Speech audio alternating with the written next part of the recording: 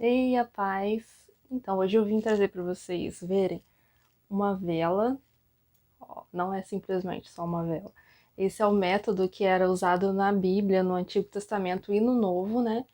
Naquela época não tinha luz, né? Como a gente conhece hoje. E essa vela é interessante porque, se vocês repararem aqui nesse método arcaico que eu fiz, É, aqui eles colocavam óleo, uma parte da vela era colocado óleo, né, azeite, na Bíblia, né, e era colocado pavio aqui. O pavio fica em contato com o óleo e ele acende, mas ele não se queima. Quem queima aqui no caso é o óleo mesmo, o azeite. Então, enquanto tiver óleo no recipiente aqui, a lâmpada vai ficar acesa. E é engraçado, né, porque na Bíblia, né, diversas passagens Deus fala sobre isso. Lá em Levítico, ele dá uma ordem para os sacerdotes, né, que o fogo no altar deveria arder continuamente. Em 1 Tessalonicenses, ele também fala, né, que o espírito não deveria ser apagado também por nós. Vocês são a luz do mundo. Não se pode esconder uma cidade situada no alto de um monte, nem se acende uma lamparina para colocá-la debaixo de um cesto, mas num lugar adequado onde ilumina todos os que estão na casa. Assim brilhe também a luz de vocês diante dos outros, para que vejam as boas obras que fazem e glorifiquem o Pai de vocês, que está nos céus. Enquanto a nossa luz estiver acesa, né, através do Espírito Santo, as boas obras que a gente faz vai ser visível às outras pessoas e nós vamos iluminar todos que estão à nossa volta. E duas pessoas que eu vejo na Bíblia, assim, que as suas boas obras iluminam quem está à volta delas, assim, e que é uma história extraordinária, assim, tá no livro de Ruth, que é a própria Ruth e Boaz. E é engraçado como Deus faz as duas pessoas, assim, se unirem em casamento, né? Como é que foi a história? Noemi era uma israelita que era casada com Elimeleque, e por causa de uma fome que estava acontecendo, eles vão embora para Moabe. Quando chega em Moabe, os dois filhos de Noemi se casam com duas moabitas lá, e depois de um tempo acaba que o marido de Noemi morre e os dois filhos dela, e ela acaba sozinha com as duas noras, Ruth e Orfa. E Orfa vai embora de volta para os seus parentes e tal, porque ela estava viúva. E Noemi resolve vir embora para Belém e leva Ruth. E ela fala assim, ó, aonde você for, Noemi, eu vou. Aonde você morrer, eu vou morrer. O seu Deus, a partir de agora, é o meu Deus e eu vou te acompanhar. E as duas vão, assim, chega em Belém pobre, viúva, e Ruth ainda era estrangeira. Ou seja, a situação era bem caótica para as duas, né? E Ruth se dispõe a ir trabalhar e catar espigas e cereais assim nas plantações que estavam na época da colheita. E ela entra na plantação de Boaz, que era um dos parentes do marido de Noemi, era um dos parentes de Elimeleque, né, que tinha falecido. E Deus tinha dado uma ordem para o povo de Israel que as viúvas deveriam se casar com os irmãos do falecido, né, para elas não ficarem desamparadas, sozinhas, né, passando aperto naquela época, as mulheres não podiam trabalhar, e também para que não se acabasse as 12 tribos de Israel. Então, o irmão tinha que ter um filho com a esposa do falecido irmão dele, para continuar a descendência na família.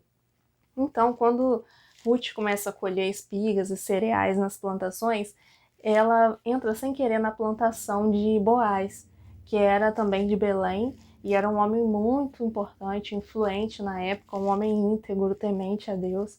E ele vê ela trabalhando nos campos, né, pergunta quem que ela é, Boaz, né, fica comovido com aquilo, aí dá ordens para os capatazes, né, para todo mundo que estava lá, vigiar ela, cuidar dela, dar mais cereais para ela, deixar até um pouquinho cair no chão para ela ter o que catar, e oferece almoço para ela, e tem um almoço junto com Ruth lá. E Noemi, a sogra dela, muito astuta, né, percebe, né, o que estava acontecendo, que Boaz estava cuidando de Ruth, né, que estava protegendo ela, e direciona a Ruth a pedir Boaz em casamento. fala assim, ó, você desce na eira, quando ele estiver lá na colheita, colhendo todos os trigos e cereais lá, quando acabar a época da colheita, né? Deita no pé dele, assim, quando ele estiver dormindo, você vai, descobre o pé dele, deita nos pés dele, aí quando ele acordar, você fala que você quer que ele te resgate, que ele era parente do falecido, né? E ela faz isso, ela fala, vou fazer. Ela se perfuma, põe um vestido bonito e tal, e desce pra eira lá, faz conforme a sogra dela tinha mandado, né? E deita aos pés de Boaz.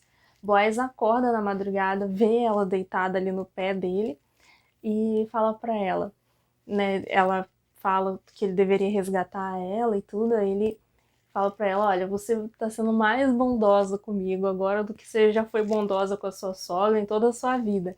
Porque eu já, né, ele já era velho, né?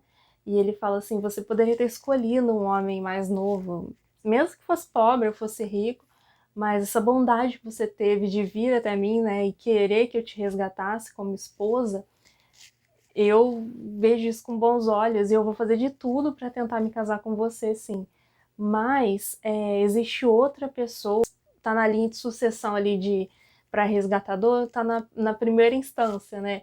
Ele é mais próximo de Elimeleque do que eu, então eu vou tentar resolver essa situação ainda hoje. Você volta para sua sogra lá, mas eu vou dar um jeito nisso. E eu acho interessante, né, porque ele fica interessado por Ruth, ele protege ela, cuida dela, dá cereais, fica naquele clima todo ali bonitinho de romance aquele tempo todo, mas ele de forma alguma, independente do desejo dele de querer se casar com ela, ele não toca nela, não tenta fazer nada, não passa por cima do direito de outras pessoas, ainda que ele quisesse estar com ela, né?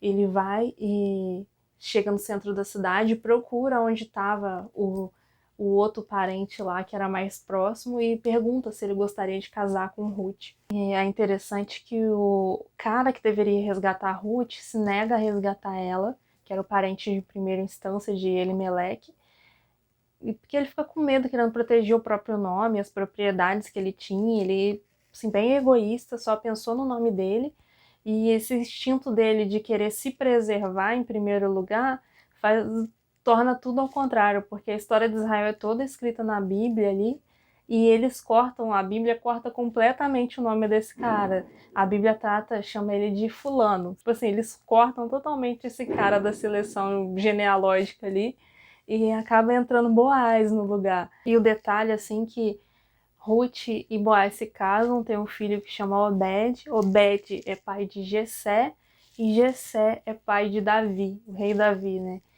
Então, assim, acredito que boa parte também da fé que Ruth e Boaz tinham é passado também para Davi. Quantas vezes a gente usa aquele ditado, né, que os fins justificam os meios? E isso está errado, porque Deus quer que os meios sejam certos para ter um final certo também. Não tem como você fazer as coisas tortas para chegar lá no final e conseguir o que você quer. E o que for para ser nosso vai ser, independente do tempo, independente se outra pessoa às vezes tem oportunidade na nossa frente, seja o que for, nós precisamos fazer as coisas sempre certas, né? E se for destacar, né, quanto Boaz foi íntegro, né, no agir dele. Ele se preocupou primeiro com o bem-estar de Ruth, o bem-estar da sogra dela, se preocupou em cuidar, mesmo que ele talvez nem se casasse com ela. Ele primeiro olhou o próximo, né, e a bondade que Ruth teve com a sogra, tudo que ela fez pela sogra. Ele primeiro se preocupou em cuidar daquelas pessoas que estavam ali, né, necessitando, as viúvas, né, no caso. Deus ordena muito isso, para o cuidado das viúvas e dos órfãos, né?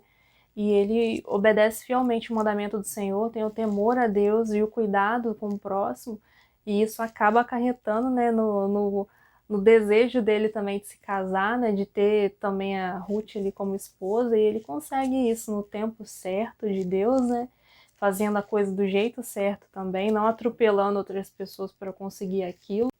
E a melhor maneira de conseguir aquilo que a gente quer é andar em retidão, obedecendo a palavra de Deus. Saber esperar o tempo certo das coisas e agir de maneira que agrade a Deus, que não fira os direitos do próximo e que a gente possa, através das nossas atitudes, né, iluminar aqueles que estão à nossa volta.